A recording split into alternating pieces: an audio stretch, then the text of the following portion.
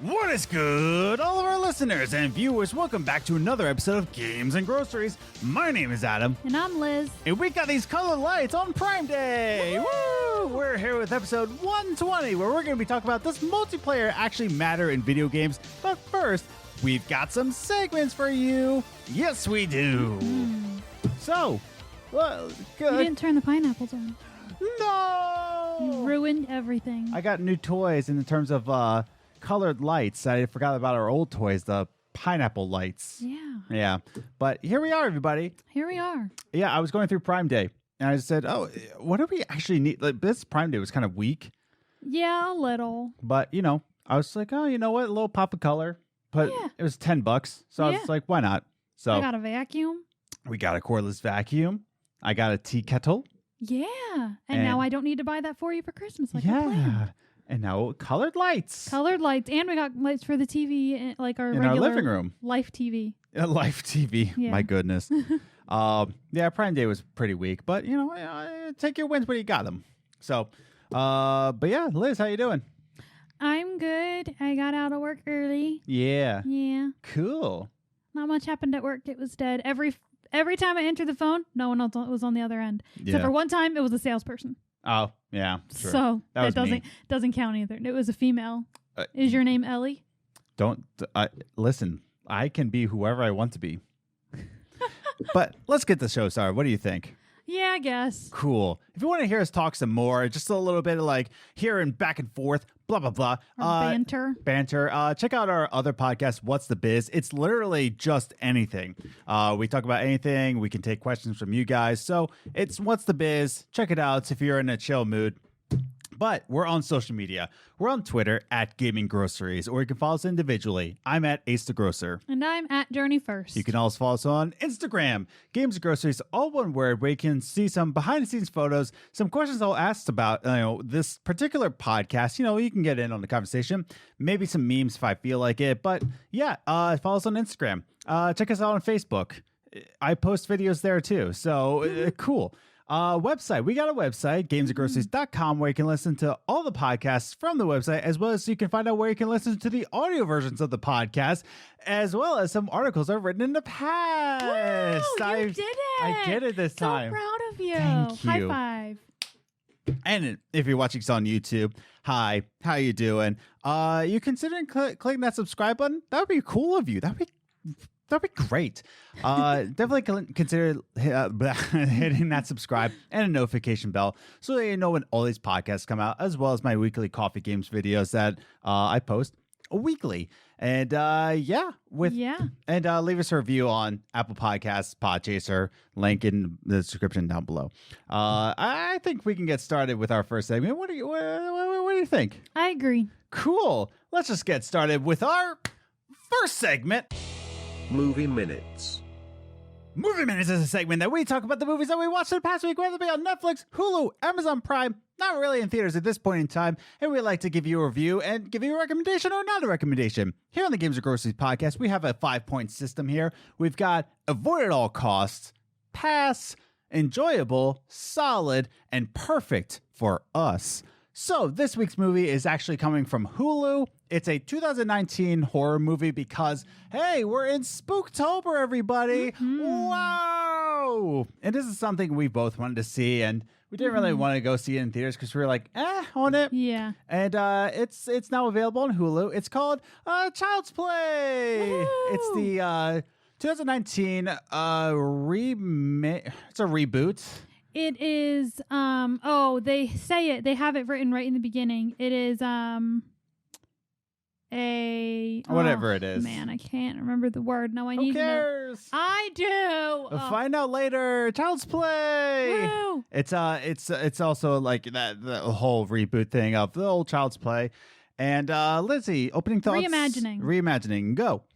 So I never saw the original Child's Play, so I had no idea what I was going into other than a doll kills people. Yes. That's all I knew.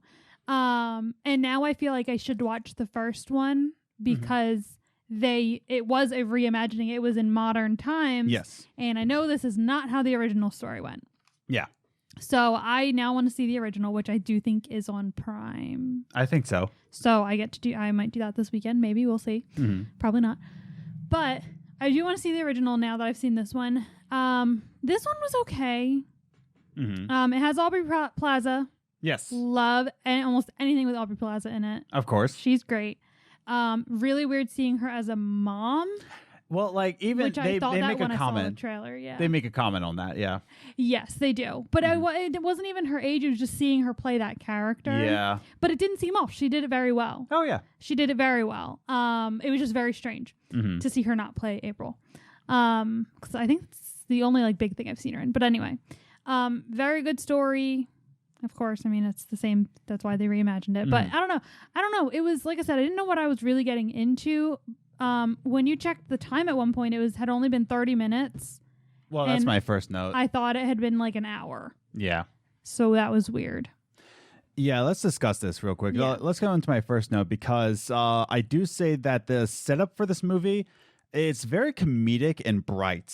Like it's very like bright, uplifting. funny, uplifting. I'm like, wait, when funny. does it get scary? And that's the thing; it doesn't get you feeling unsettled for a while. And that's the thing: a movie like this needs to have you. It's fine to have a funny moment because it does represent. Horror movies can represent like there are good times before the bad. Like you need to remember that it was a lot better before this all happened.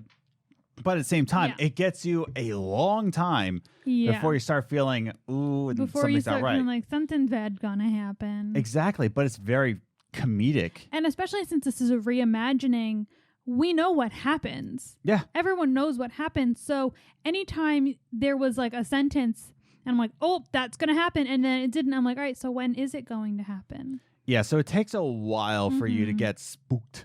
And this is a Spooktober movie, so it's a little bit off. My goal by the end of this, thing that we're doing with the horror movies, that at one point we'll get to a movie that actually scares me. Yes. Now let's talk about the spooks here because we are in Spooktober. Does this movie spook? Now when it does get to the spooks, I'm gonna stop. I promise you, I will stop. When it does get to the more unsettling parts, it does pick up after maybe half an hour. I would say like 30 to 40 minutes, it does start to pick up. It's an hour and a half movie, by the way. Yeah. And after half an hour, it does get slightly unsettling. Like it does feel slightly unsettling, but it's coming from us. We don't really scare easily in movies. Yeah. Nothing really put me on edge. Yeah, nothing. It was, for me, I saw it more as a gory film than a scary film. Yeah. I can understand the Which concept is like the first movie. Might scare people. Like, I'm never going to buy a doll that comes out like this. Never going to happen because of this. But other than that, I didn't feel like scared afterwards. I didn't feel like I needed like a quick like refresher.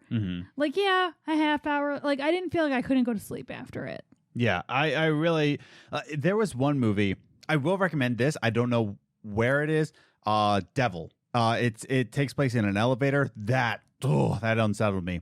But this one, it's just, it's just gore, like you said. Yeah. Child's Play, it doesn't really put me on edge ever. Like, The Conjuring made me scared of the dark. Yes. Like, that's what I want from a movie.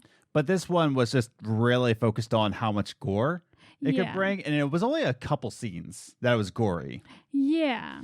Let's go on to my last note. Overall, it did have its scares. It was one of those things that it did do its job in terms of spooky movie. But this is a nice Spooktober marathon movie. Like, this is within a collection of movies. Yes. It's like, let's do this, and like you're playing out movies for a whole night of scary movies. This is one of them. Yeah, definitely. But I wouldn't say like this, like we watched Child's Play. When you want scary movies, but you want something on the lighter side in the middle of the binge. Yeah, exactly. That's good. This is it. Yeah. That's why I would say I would put this, like put it in a marathon, but don't watch it by itself. Yeah. But let's go into our final ratings of this movie as a movie in of itself. Again, going over our 5-point scale, it's avoid at all costs, pass, enjoyable, solid, and perfect for us. What did you give it in that 5-point system? I gave it an enjoyable. Yeah. Mostly because I did enjoy it. And it felt very strange that they made an hour and a half movie feel like it was 2 hours. Yep. I don't know whether that's a good or bad thing, so take that as you will. Yeah. But I mean, I enjoyed it. I don't think I'd watch it again. Yeah. It made me want to watch the beginning. Like, I don't know. Like, I don't know. I just think, I enjoyed it. If you were interested in watching it, watch it. But if you've seen the original, I'm going to say you're probably not going to like it. Yeah. But yeah, it was Maybe that's why I gave it what I gave it. Because you're judging it in an entirely different way than I did. Yeah. I gave it a pass. Now the difference between pass and avoid at all costs in our 5-point system, avoid at all costs is like, don't even bother. think about watching this movie. Pass is a movie that if it's on, sure, but I wouldn't waste your time on it. Like if it's on, yeah, go for it, but I wouldn't recommend it. And it's an hour and a half movie, which is why I gave it, pass. Just, don't even bother. But yeah, it's on Hulu. And so if you're browsing Hulu, you're looking for a good marathon movie, put it in your binge watch. But overall, just pass on this. Yeah, my enjoyable is like barely an enjoyable. It's more like a higher end of pass almost. If you do watch it, you will enjoy it. Right between. Yeah. Like if you do go for it, like it's good. It's not a waste of time. Mm-hmm. So that's our recommendations for Child's Play. Put it in a Spooktober marathon, but by itself, it doesn't really have a lot of power to it. Mm-hmm. But Aubrey Plaza nailed it. Yes. So that's our review of Child's Play. Again, it's available on Hulu. It's the 2019 reimagining. Go check it out for yourself. If you're interested, I say, pass. But Liz says if you do watch it, you will enjoy it. So take that as you will. But it's time to talk about video games. What do you think? It's time. Let's do it. Let's go into our second segment. Top 3 Gaming News. The top 3 gaming news is the gaming news that we saw in the past week, and we like to rank it 3, 2, 1, just to give you a condensed version of what's going on in the gaming industry. All right. What's going on, Business Twins? How you doing? You doing good? I'm going to leave. Oh, God. Help. But we're here with the top 3 gaming news. So it's not really groundbreaking news this week, but I've got 3 pieces of gaming news that's more interesting, more of a discussion point. But let's just jump into the number 3 gaming news, which is about NBA 2K. Oh, everybody. Also, PlayStation 5. Yeah. There's that. So a report came out. Well, not just a report, but a whole list given by the 2K developers. Saying what they're going to be fixing, what's to look forward to, the next gen versions of 2K21. And one of them has everything to do with the DualSense controllers. Now, I bring this up not just for the sense of 2K, but what the DualSense controller will be able to do. Mm-hmm. So here's the thing. They put this out to say that the DualSense will actually resist, like the adaptive triggers will resist if your player is exhausted. And if you're trying to sprint with your my player or whoever, if that player is exhausted, you're going to feel resistance on the trigger.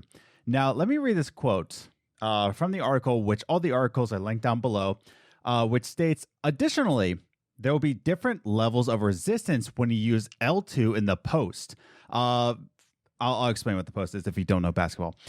In the post, for example, a player with a strong stats in the post will cause you to feel a little resistance on the L2 when backing into weaker players in the post. But on the flip side, you'll get a ton of resistance of L2 if you're backing up against a strong post defender. Mm-hmm. So the post pretty much means in the paint, you're trying to post up and you're trying to put your back against a player and just kind of push them forward so that you can get them out of their way. Yeah, to get closer to the basket. Yeah. So posting up. So what it's saying is that if you're trying to do that with L2, right, you're going to feel resistance or not so much resistance depending on the stat points, stat points of the defender that's in front of you. Yeah. So that's pretty interesting. Yeah. Like I said, also the triggers will be a little resistant if your player's tired. And what's really cool is that this is a third-party game. Yeah. And what did I say before is that, expect only first parties to really take advantage of DualSense. I don't think it's going to be really third-party, but this is so third-party that this is a sports game. Mm-hmm. Like they found a way to use this. Yeah, I love third-party sports game. I don't even play this game, and I'm excited. Yeah, it's really cool. And now they're saying, it's to get you more immersed into the 2K series. Now, Agent 00, he made a good point, saying that, immersion in a game, right? It takes it back to 2K14, where you could link up the iToy in the PlayStation, and if you curse and the iToy or anything like picks it up, you'll actually get a technical foul. Ha! That's hilarious. It didn't really work well. A lot of people found it annoying. Well, it was 2014. Yeah, that's the thing. So 2K14 was it was past. But so that's what he said. Like when he hears immersion in a sports game, it could be annoying. But me, I'm just excited in the terms of what the DualSense can do for third-party developers. Like this kind of shows me that like even in games that like I play, like the storyline games, like you'll be able to feel when they get fatigued. Like I was trying to think of other ways that you could use these DualSense, and they came up with those ways. It's feeling the making it more complicated to do things. Like yes, typically when you have like in the games that I play, if your character is exhausted, they run slower or they just stop running overall. Yeah. But like this will like you'll feel that. Exactly. And that's super cool and makes me super excited. So yeah, that's what really excites me about this is that it's actually going to be utilized by third-party developers. So really, really cool. Yeah. So let's move on to our super cool. Bye. Super cool. Moving on. But yeah, super cool. But let's move on to the number 2 gaming news. And this is another interesting one coming from Assassin's Creed Valhalla. Now, what we do know about Assassin's Creed Valhalla is that the main character, Eivor, can be either male or female. Much like Assassin's Creed Odyssey, where you could choose between Cassandra and Alexios. Yeah, Alexios. You could choose between these two, but now you'll have either male Eivor or female Eivor. Eivor. Now, it has come to state that there will be 3 selections in Assassin's Creed Valhalla. One will be, play as male the entire game, play as the female the entire game, or there's a third option that says, let the animus decide. And a lot of people were confused by that. Now, before I go forward, I want to read this little Twitter reply from our good boy, Darby McDevitt, who will never come on the show because he's too good enough. He's not. We're not good enough for Darby. Goodness gracious. But maybe someday. But Twitter user at DarksAngels46 says to Darby, saying, what does this mean exactly? Does this mean that the female Eivor is the official canon version or ? Darby McDevitt replies with, it means let the animus decide is canon, and both characters will appear at various points when you choose this option, so both are canon. So, now moving forward, what let the animus decide is you will play as both male and female in various points throughout the game. It's going to switch between male and female. And what Darby's saying is that this is the canon version. Yeah. So neither the male nor the female are canon, but let the animus decide is canon. Now, what's really exciting is that he's acknowledging it as animus. And I'm really excited to see what he's going to be doing with it. Is this going to be an actual animus or one of those things? I forget it. Anyways, but it's just really interesting to see that. And here's the best thing about this. Darby McDevitt is a respected Assassin's Creed writer. He's written the stories for Black Flag, Assassin's Creed Bloodlines, Assassin's Creed Revelations. Yeah.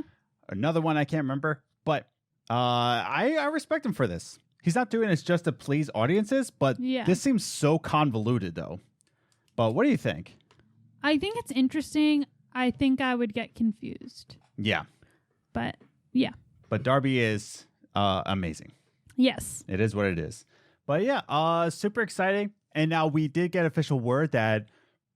Oh, no. That was louder than... Goodness. That was louder than I wanted. That's disgusting. I'm sorry. Burp game. Oh, goodness gracious. But Valhalla has gone gold. There's no more delays to this game. It's coming out when it comes out November 10th. I think it comes out November 10th. Right. Oh, that's soon. That is very soon. And so we'll be seeing what the story is unfolding. Darby is a writing genius, and so we'll see what this does. I have like 3.5 weeks to play all the Assassin's Creeds. Get on it. That's not going to happen. No, it's not going to. I knew when you said that you wanted to play all of them. Listen, COVID hit, and that changed everything. Well, yeah, my backlog list, my what was it, New Year's resolution, and I promised on this podcast I'm going to go through this list, and this My is list it. is still on my phone. I haven't done any of it. Yeah, I've done some of them, but I was just like, COVID, I need comfort. Yeah. But I played a lot of games. Maybe next year. Yeah. Or when we're doing this full time and I have time. Maybe. Yeah. Let's go on to our number one gaming news. Okay. What do you think? Okay. Let's talk about the Xbox Bethesda deal. Okay. So, again, final one. This is the number one gaming news, and this is probably the most interesting out of the bunch. Phil Spencer has now confirmed that it does not need to make Bethesda games multi-platform to make its money back. Yeah. And the reason why is super interesting and super terrifying all at the same time. So a few weeks ago, we had this news drop that on a Monday morning after I filmed Coffee Games. Yeah. And I wanted to refilm Coffee Games. So I was like, it's too soon. Blah, blah, blah, blah. But we got news that Microsoft is in the process of acquiring ZeniMax. It's not going to be done until June, something like mid-June. But Microsoft is acquiring ZeniMax, which means that Xbox is now Bethesda is now part of the Xbox team. And with this was a $7.5 billion deal, which is a lot more than what Disney spent to get Star Wars. Yeah. Put that in mind. So that's a lot of change, a lot of cheddar, will you? So if you're lactose intolerant, don't go near this deal. Now, okay, settle down, Adam. But yeah, so this is a big amount of change, and everybody's questioning: are you going to be putting on PlayStation, or are you going to be keeping it for yourself? How are you going to get your money back here? To which then Phil Spencer, this is on an interview in Kotaku. A Screen Rant's article is linked down below because this is just talking about the specific quote. But Xbox Phil Spencer says this. It's a longer quote, but hear me out. Or hear Phil out. I don't want to be flip about it. This deal was not done to take away games from another player base like that. Nowhere in the documentation that we put together was, how do we keep other players from playing these games? We want more people to be playing. We want more people to be able to play games, not fewer people to be able to go play games. But I'll also say in the model, I'm just answering directly to the question that you had. When I think about where people are going to be playing and the number of devices that we had, and we have xCloud and PC and Game Pass and our console base, I don't have to go and ship those games on any other platform than the platforms that we support in order to make that kind of deal work for us, whatever that means. So what's interesting and terrifying about that is that one thing we can take from that, Phil Spencer said, listen, I'm not about taking away games from people. If we're going to put in PlayStation 5, we'll put in PlayStation 5. There's nothing that we want to say like, I hate gamers. Yeah. So there's that. He's pro gamer with it. Two, he's answering the question, hey, does this mean that it will be exclusive? Well, no, we don't have to, because guess what? We're on your phones with xCloud. We're on your PCs, and we're on Game Pass, which means we're on your console base. So there's three things. They're on your phones, your PC, your consoles. Yeah.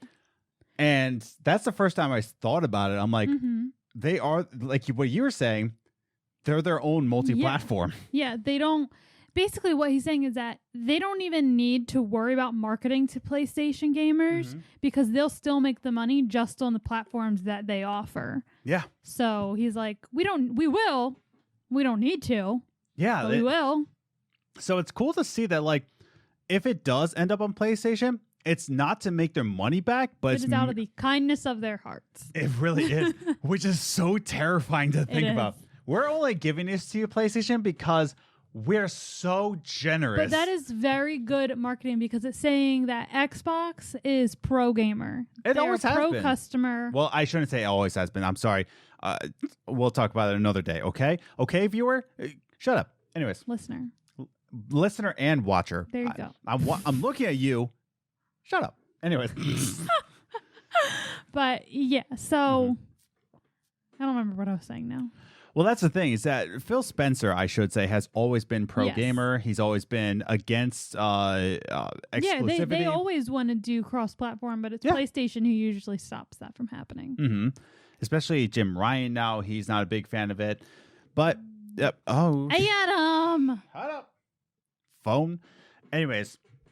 But yeah, so it's really cool and really interesting to see this pan out. Mm-hmm. And like Phil Spencer said, we don't have to, but we're going to put it on PlayStation. He said that it's going to be a case-by-case basis, but it's really interesting that he's saying that, yeah, we're going to, but understand this, we don't have to make this deal work. Yeah. And that's terrifying, but so cool. Yeah. Especially if you're an Xbox boy. Hey. I swear one day I'm just going to compile every time you ever said that you're an Xbox boy. Please do.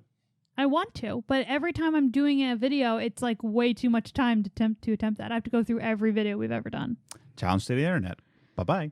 Yeah, if you guys could do it for me, that'd be great. That'd be awesome. I'll compile it. Yeah. If you can just send me the clips. My goodness.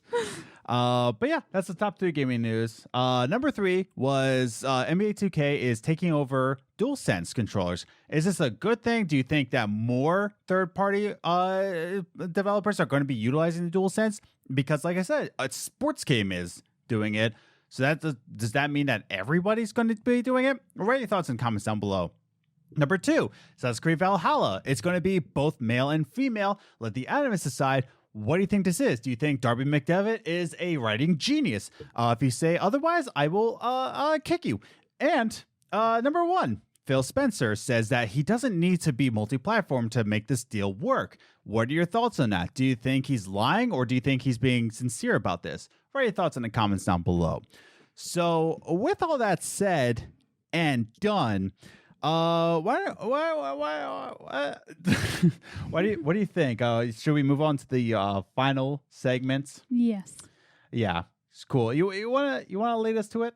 Me? You. Okay. Let's go. So let's move on to our final segment. Coffee time. Every single week here on the Games and Groceries podcast, we'd like to bring up a little gaming discussion here, whether it be about female gamers or game preservation. We like to discuss everything and all things, whether it be with just me and you or with a guest as well. So it's talkie time. It's just us this week, and not probably. I already booked our next guest. So next week we're going to be discussing with a guest, but this week just me and you. Oh. So this week we're talking about the importance of multiplayer in games. So first, let's get started. That in 2020, I just want to set this conversation up. Multiplayer has always been a thing, not always been a thing in gaming, but since the Dreamcast started doing online gaming.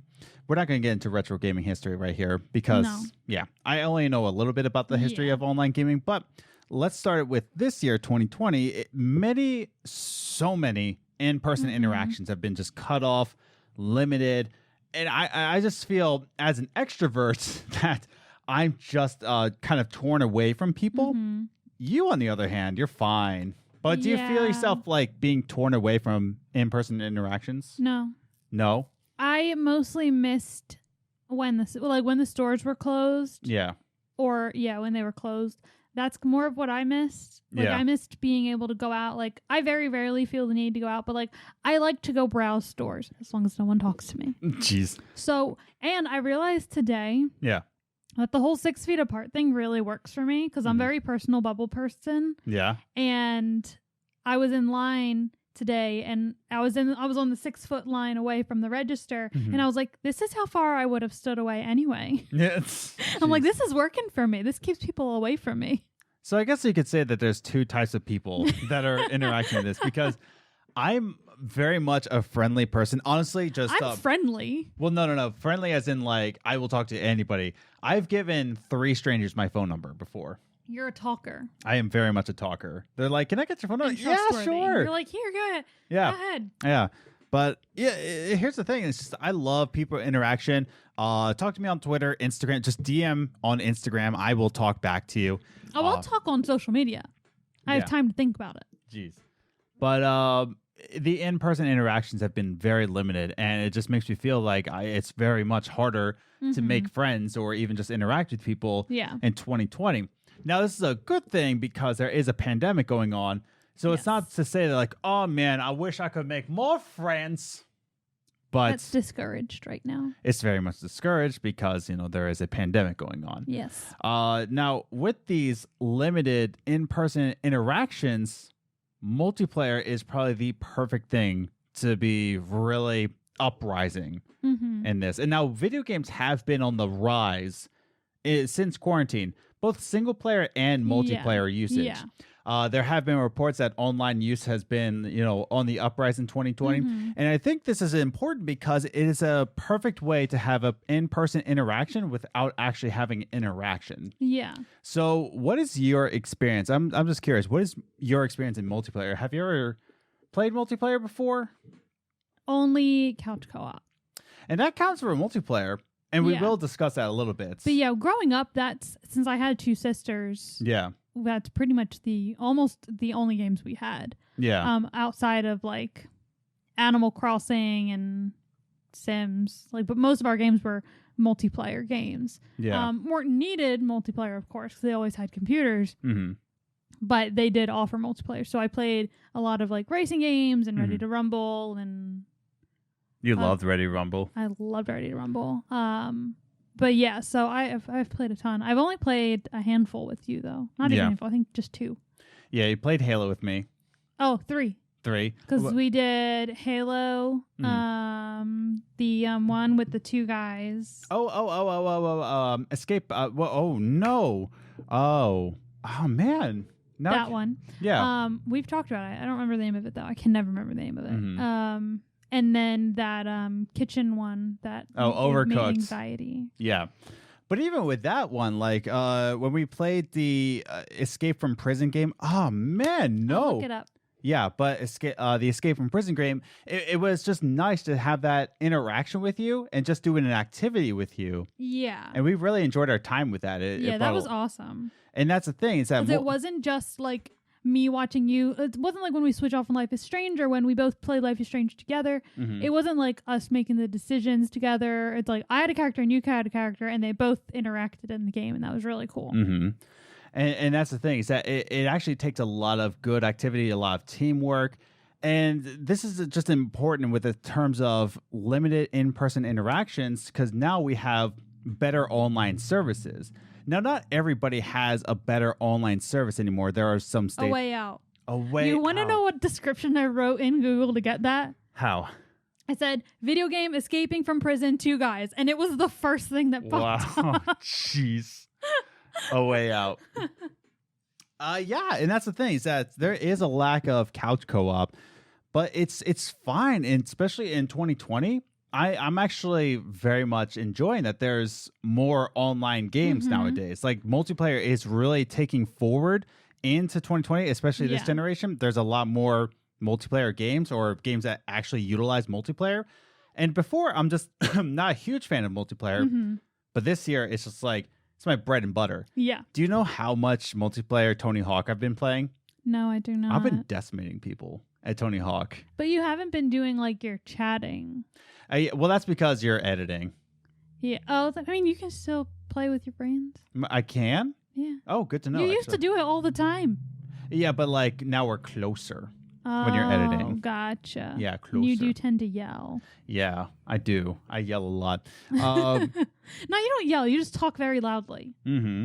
But that's the thing, is that I love how in 2020 we can still interact with people with multiplayer. Yeah. But even more moving forward with that, I think games do bring a lot of friendships, memories.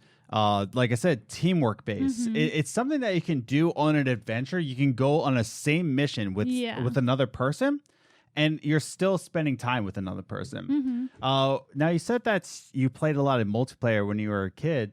And you have 2 other sisters. Yeah. So do you feel like you spent a good amount of time with your sisters doing multiplayer games? Not too much. My sisters played a lot of Super Monkey Ball together. Mhm. I, for some reason, really hated that game. Yeah, you've with said a it so many times burning and people hate you for passion. it. Yeah. Sorry. I don't know why. I don't know what it is about it. I just didn't like it growing up. I might have changed my mind. Maybe it was just because I was bad at it. Yeah. Who knows? That's probably likely though. I don't really remember too much. I remember my sister had a racing game, but it wasn't cars. It was like spaceships. Mhm. But she had that, and we played that a lot together.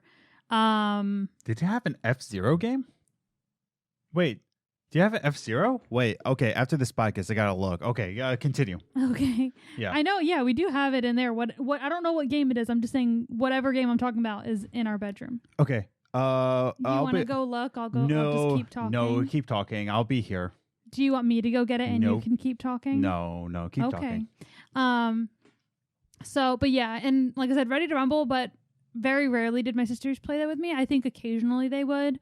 I played a lot of multiplayer games with Elena. Me and Lane used to play Sims 2 for the GameCube together a lot.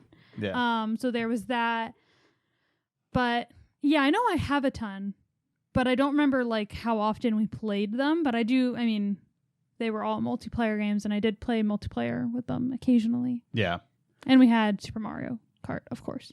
Why do you think me and you kind of put off multiplayer games? Because we're huge supporters of story games. Yeah. I feel like this podcast is an unofficial Life is Strange podcast. Yeah. Honestly, because at this point, everybody comes to our Life is Strange talks. Yeah. But so we're huge supporters of single player games, story driven games. So why do you think that me and you kind of put off multiplayer games a lot? What do you mean put off? Like, we kind of ignore it. I think you don't like multiplayer games. I'm on the likelier side of playing a multiplayer game, but you kind of put it off a little bit. I don't.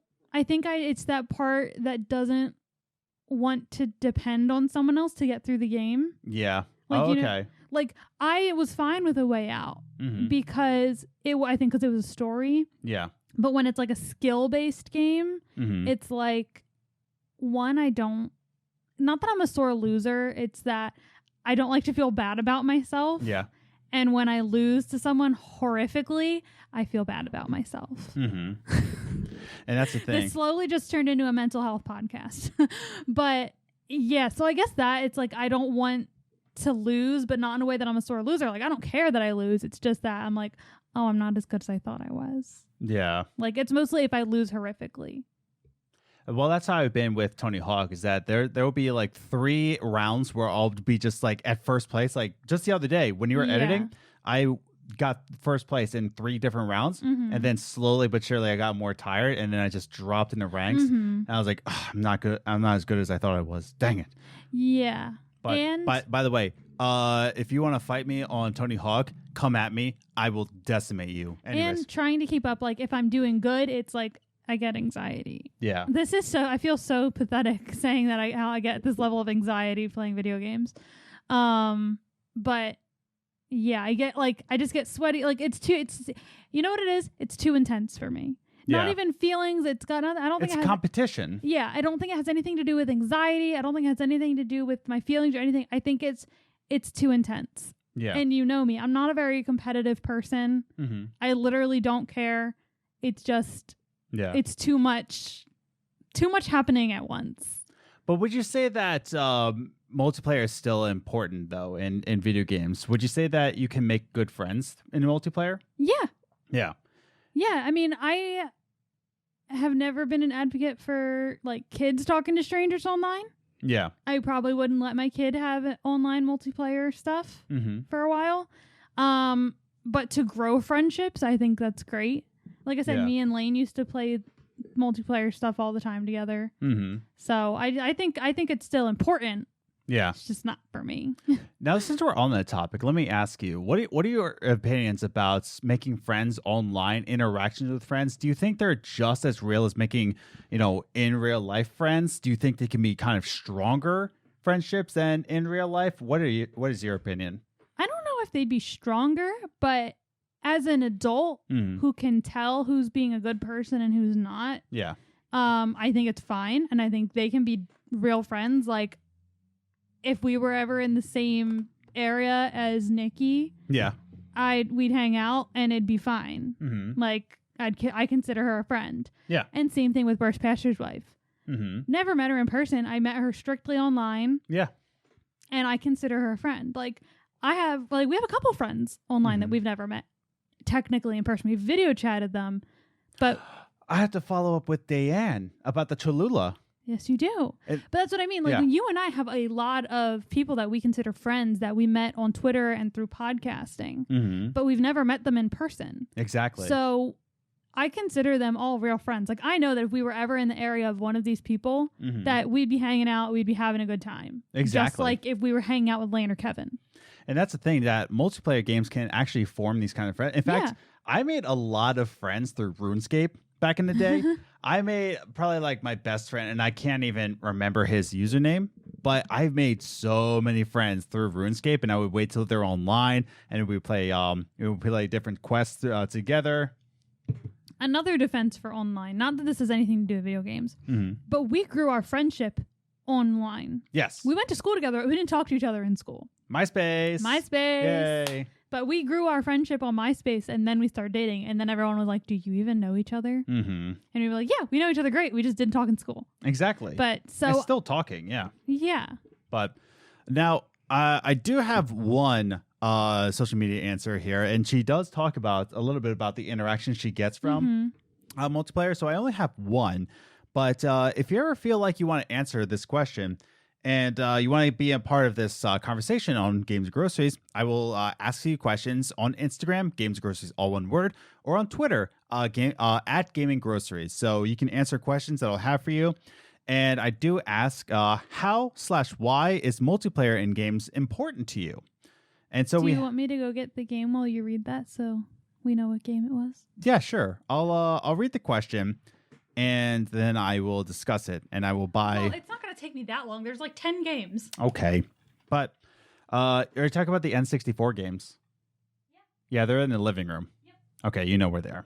But we have at Commander Nikki, who says, "Don't love them, don't hate them. I'm pretty indifferent. More on the dislike side, though. Most of my online depends on other people, and you're usually super lost playing it alone. Also, people are mean and kill you for no reason. Not fun. And I've had that interaction before, Nikki. Freaking hate it. Couch co-op, which is really cool, sadly rarely exists anymore." Now, before I go on to our next answer here, I do agree that I feel like couch co-op is just such a better multiplayer because you're playing with a person you know and you trust and you care about. Sure, when I was a weird little lad and people would just kill me in Halo even though they were my friends, but that's, the boys be boys sometimes, And then she goes on to say, the only multiplayer game that I actually enjoy is Fall Guys, which came out in 2020. And even then, it comes back to relying on others in the team games. Red Dead Redemption 2 online was fun, but I enjoyed the offline stuff more, as I do prefer story games more in general. Now, before I discuss that, what is it? It is Wipeout 64. I mean, yay. Well, Wipeout is still a great game. Yeah. The Wipeout series has a really interesting... it does have an interesting history to it. So I remember seeing We this. also have Mortal Kombat in there. Well, of course, yeah, I played Mortal Kombat on the N64, but I was really hoping it was F-Zero. But it is what it is. But there it goes. Wipeout. Yeah, I really enjoyed that game, but that was my older sister's game. Yeah, great multiplayer game. But yeah, she basically what Nikki is saying is that, the interactions with other people, they can be really mean, toxic. Yeah, I did read it. Yeah, and so I do agree with that you can go online. And it really does depend on the people that you interact with. And I think multiplayer is important to interact with people, but sometimes those interactions with people make multiplayer less important. Yes. There are some people that just want to show off and just, oh man, I still remember when I played. Here's the thing, Rainbow Six Siege has to be the top game I've gotten the most hate messages on. Yes. Oh my! Used to get a ton. Yeah, I got every match that I played. I always got hate messages. Very homophobic hate messages, but it is what it is. Reported. Anyways, but yeah, like it just sucked so much, and it sucked playing Siege, but I still played it because I played it with my friends, because when the game came out, I already moved to Lancaster County, and my Philadelphia friends were over there, so we always played Siege. It was a good way to connect with them through it. Playing with strangers on Siege, not suggested. No. Like, and I did that all the time. I played with strangers, but I always muted my mic because it was just like, oh. But I feel like multiplayer games feels a lot like making friends as a kid, and they just kind of shove you into day camp, and it's just like, make friends, and they're all just like really mean middle schoolers. Yeah. That's what online multiplayer feels like, where you can make that one gem of a friend in that group. Yeah. But most of the time, it's a bad time. Yeah. Day camp sucked, by the way. Liz, thoughts? No, I completely agree with what Nikki said. It's not that I love it. It's not that I hate it. Yeah. But I definitely err on the side of dislike. Yeah. Like I said, for me personally, multiplayers just give me not anxiety, but there's just too much going on. Yeah. It's like sensory overload almost. But yeah, I mean, I pretty much agreed with everything that she said, that it's a hit or miss. It's not much. There's not much to add to it. It's like she kind of covered like everything. And I think multiplayer is important for a certain type of gamer. Now, like I said, mostly this podcast and mostly the people that we bring onto this podcast are single player gamers, right? Yeah. But that's because we enjoy a good story. We enjoy a good narrative. I did make the last coffee games about narrative games if you want to check that out. But multiplayer games also brings out the people who don't really care about narrative and they want to compete. Yeah, it's people who just want to like show off their skills, whether they're playing with other people or playing by themselves. It's still competing and just kind of like getting that adrenaline pumping. Exactly. And it's also just to connect with other people that you can. Yeah. And like I said before, 2020 has really cut off limited, just decimated in-person interactions. Yeah. So if you have a friend that is in another place and you can't really interact with them, it's a great way just to have an activity with that person. Yeah. You can't go out to a pub, or you can't, play cops and robbers with your friends because you're almost 30 years old. But you can go on a video game and just have an adventure together, right? That's why the concept of even just Skyrim Online, which is Elder Scrolls Online, which is such a great thing. You could play an Elder Scrolls game with your friends, which, Kevin, if you're listening to this, I'm sorry I never played with you on Elder Scrolls Online. I'm sorry. But it's a great way just to interact with a friend. It's not just being competitive, but it's just that interaction with other people. Yeah. Like I said with RuneScape, it was just going on quests with other real life people, not just an NPC, not just a binary code computer. Yeah. But this is an actual person that you can actually care for. But what else do you think? Going into closing thoughts here. Closing thoughts, basically, I mean, I don't think anything bad with multiplayer other than just those mean people. Yeah. Like, that's horrible. I want to bring back more couch co-op. Yes. Like, that's like nowadays it's like you can't even get, it's not even an option. Like, it's like we have multiplayer, but that really just means online playing. Yeah. It's like, can we have things where families can play together though? Like, yeah. I understand like PlayStation and Xbox aren't like family consoles. Like, I always consider Nintendo is the family console. Everything else is like gamers. Like, that's how I always felt. Big gamer boys. That's what I mean. Like, it's more serious gamers for Xbox and PlayStation. Not that Nintendo players aren't serious, but that's how it always kind of like sectioned in my head, like how my brain just kind of separated them all. Yeah. So like, I don't know.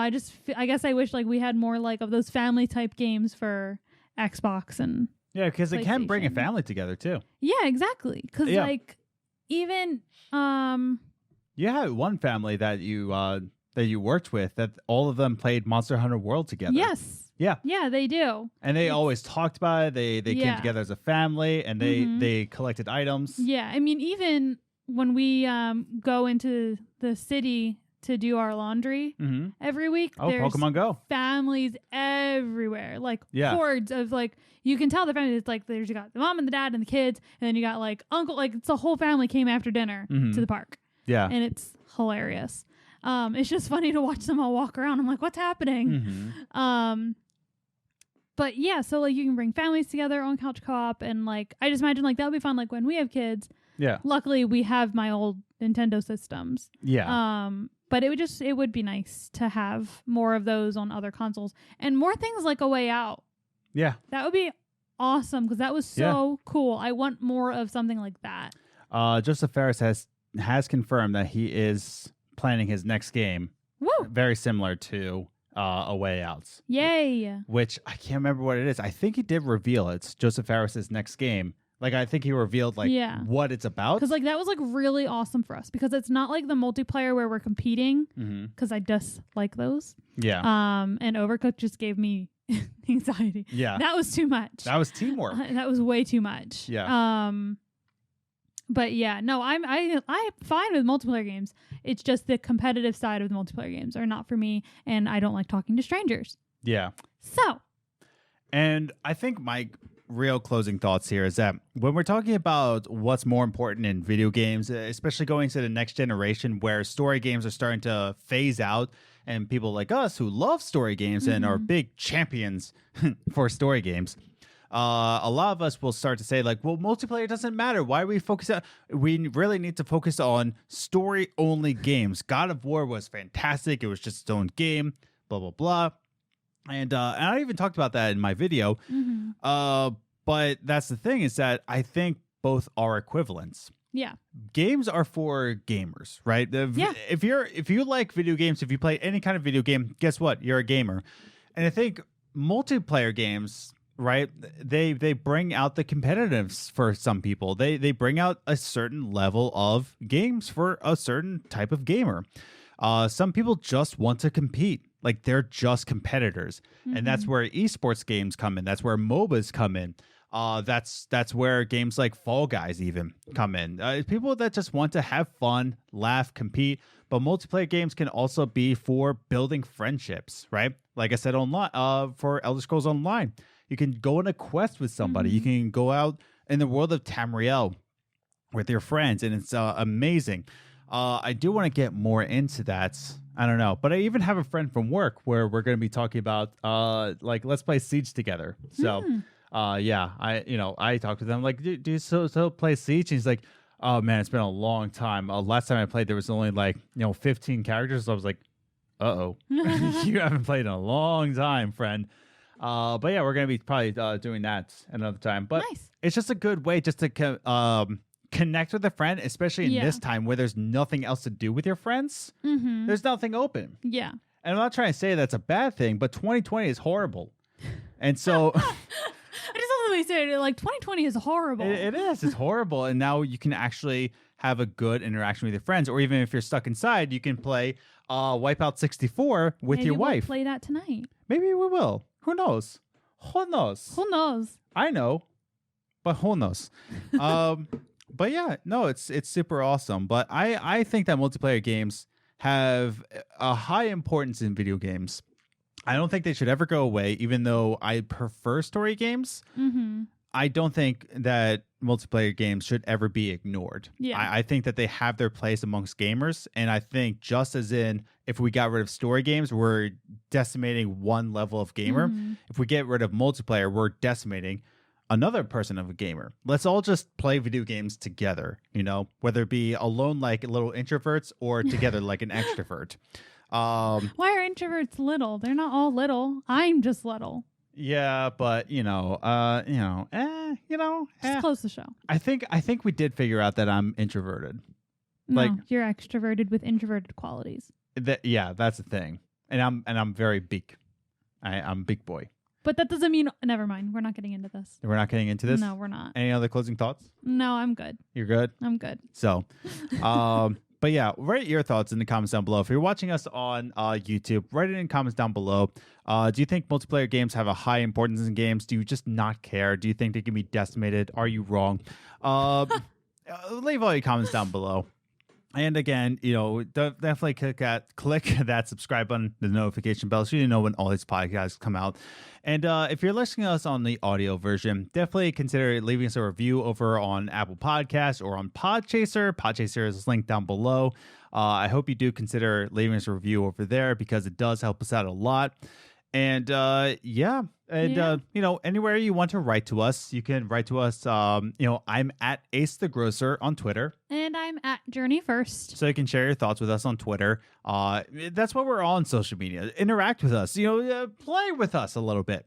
I do apologize that I haven't really been posting on social media lately.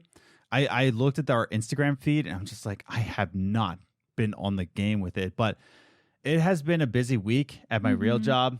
My real job. This is a real job too, even though I don't get paid for it. But your paying job. My paying job. My 9 to 5. It's just been a busy week. I'm exhausted, so I don't even think about doing that. So I do apologize. I haven't been really posting that much, but I'll get back to it. Yeah. So, with all that said and done, I think it's time to close out the show. Yeah. But we thank you again for listening to this week's Games of Groceries episode. Again, we're going to have a guest come on next week. I'm really excited for this one. We're going to be talking about Life is Strange. So look forward to that one. It's going to be a Life is Strange episode again. Always a good episode when we talk about Life is Strange. Of course. But we will see you in that one. But we thank you again for trucking along with us this week. I hope you have a safe week. Please consider wearing your mask. For goodness No, don't sake. consider it. Just do it. Just give it a little thoughtsy through. Wear your mask, dude. Anyways, thanks again for listening. Wear your mask and just remember to wear your seatbelt. That is not you. Wrong. Thanks again. All right. Take care. Bye.